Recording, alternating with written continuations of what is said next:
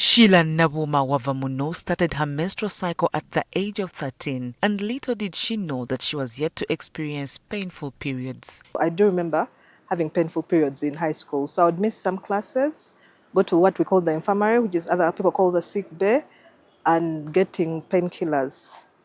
But because I was quite active, it was easy to ignore, but also kind of that's what you know, that's your reality. So you take painkillers, you're sporty. Some periods are worse than others are bearable. Even in higher institutions of learning and later in adulthood, the pain continued. Uni got a bit worse. I think that's when I used the hot water bottle most in uni. Of course, in addition to painkillers, if you can think of any painkiller, I've done it. But I tried not to do the narcotics. I tried to do the simple, the NSAIDs, the non-steroid ones. In my 20s, as I was working, it was also bad. I would pretty much miss like a day at work. Dr. Edward Tamale Sali, a lead gynecologist at Women's Hospital International and Fertility Center, says severe menstrual pain that disrupts daily life should not be ignored. You may find there are some girls who menstruate backwards. Backwards, called retrograde menstruation. The blood goes, instead of coming, some of it coming this way, it goes backwards into the tube and goes out. We call it retrograde menstruation. This can cause actually a lot of pain because this space here is very next to the spine. So those prostaglandins, which are in the blood, irritates all the nerves in the spine, and that causes a very severe pain. So severe pain, but shouldn't last for a long time. It could last maybe during the time of menstruation, because that blood will get absorbed, and then prostaglandin also disappears. She made several consultations, but all in vain, as there was no clear diagnosis. I went to a gyne when I was 30. They did an ultrasound. My first time I did an ultrasound, and it was found that I had fibroids, but they were really small. So she asked me my menstrual history, and I told her, and she told me that I had primary dysmenorrhea, which really meant that I just had very bad painful periods and there was nothing I could do about it. I should just continue medicating. She was eventually diagnosed with endometriosis in August 2020, a condition she says she had unknowingly lived with for over 2 decades. I was diagnosed when I was 35, and this was in COVID.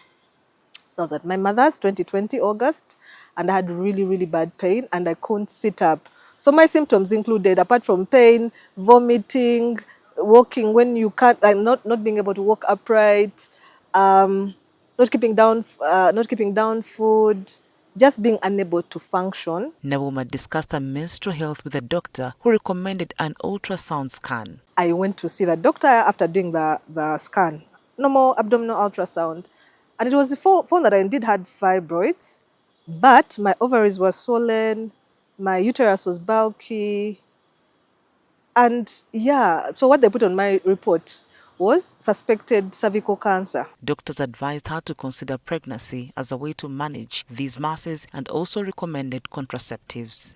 And he's like, I think it's fibroids, but so let's put you on what? Let's put you on, what are they called, contraceptives. I told him, I'm not trying to prevent a pregnancy. Explain how contraceptives are helpful here. He's like, you see, they'll put you like in a pregnancy state, and then I'm like, but that doesn't sound like a full-time, like a solution. It seems like it's just putting a band-aid. So he's like, no, I think that's the best thing to do now. So I told him, I don't think I can do it. He wanted to put me on contraceptives for 3 months. I told him, nope, let's try 1 month. So I took the contraceptives. I took them for 5 days. They were horrible, horrible. My symptoms were just worse. So 5 days I got off them. After that visit, Nabuuma became more inquisitive. She later shared her scans with another doctor at Ruby Hospital, who gave her a listening ear and what she describes as her first sign of relief. This doctor, Dr. Ozele Habatu, I'm so grateful for. Before he even did any examination, he told me to just describe my menstrual history. And I thought he was the first doctor that listened to me. He listened, and then he said, I think you have endometriosis. So I told him, how can I know for sure? What's the definitive way for me to know? And he said you need to do a laparoscopic diagnosis, which is really put a camera in there and they check. I'm like, okay, let me come back to that. More medical terms entered her life, including laparoscopy and general anesthesia. It was at this stage that she learned she had stage 4 endometriosis. So I went back to Ozele, had a diagnostic laparoscopy indeed in about 5 days later anyway. And indeed, it was found that I had stage 4 endometriosis. My abdomen was swollen, there was blood in my cavity. I think an endometrium had burst. So what he did was just wash out that blood, print my pictures, give me my report, and then he's like, so what you do? You need surgery. I can't do your surgery. Your endometriosis is extensive, but you need surgery. And I asked him, so who do you think I should go to? He told me about his teacher in Nairobi. The discovery brought some relief but also deep reflection because difficult decisions had to be made medically and financially. I put off surgery for a bit to do a bit of research. I got in touch with that Kenyan doctor. Remember, it was COVID. Now this was 2021. We emailed back and forth. And then when he saw my video, because that other doctor helped me send a clip, he's like, I actually think you also have adenomyosis because of that bulk uterus. So I went to do a consult in Nairobi 2021. And indeed, I did an MRI and I was found with endometriosis and adenomyosis, and then scheduled surgery for 2022.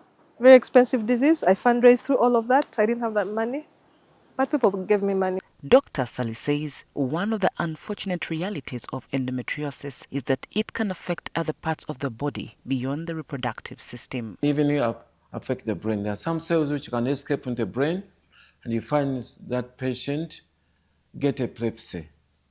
It's very rare, but it's been reported. The one I've seen commonly is those cells, they migrate, they go into the lungs.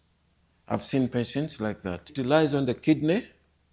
The kidney can also be affected by the volume of the mass. But most commonly is the ovarian endometriosis, where the ovaries are affected. The management of these cases depends upon the experience of the doctor. While many conversations centered around fertility and childbearing, this was not her biggest concern at the time. All she wanted was for the pain to end. So my first surgery, I had my tubes taken out because they were diseased. I had endo in my bladder. It was cut open, repaired. And then they took out the endometriomas, which are cysts on the ovaries, preserved, I think, the ovaries then, yeah, and the uterus. That was 2022. Because they tried to preserve all your organs because they're useful. And of course, they hope you want to have children in future. Without her fallopian tubes, assisted IVF became her only option for pregnancy and starting a family. Patients with endometriosis, they have very poor quality eggs. And therefore, their chance of having a child using their own eggs is very low. So those patients, they will probably need egg donation. So I'd been told, I knew I was going to have another surgery, but I was putting it off because my pain was down. And for me, pain was my biggest issue, quality of life. Of course, there's a conversation around children. I'm not married, so for me, that wasn't an issue. I was like, I don't have kids, I'm not married, that is not my problem right now. I just want to be well. In the next part of our story tomorrow, Sheila Nabuuma recounts how a scan revealed an endometrioma that was threatening her kidney and the difficult life-changing decision she was forced to make to save her life. Betty Mudondo, NTV.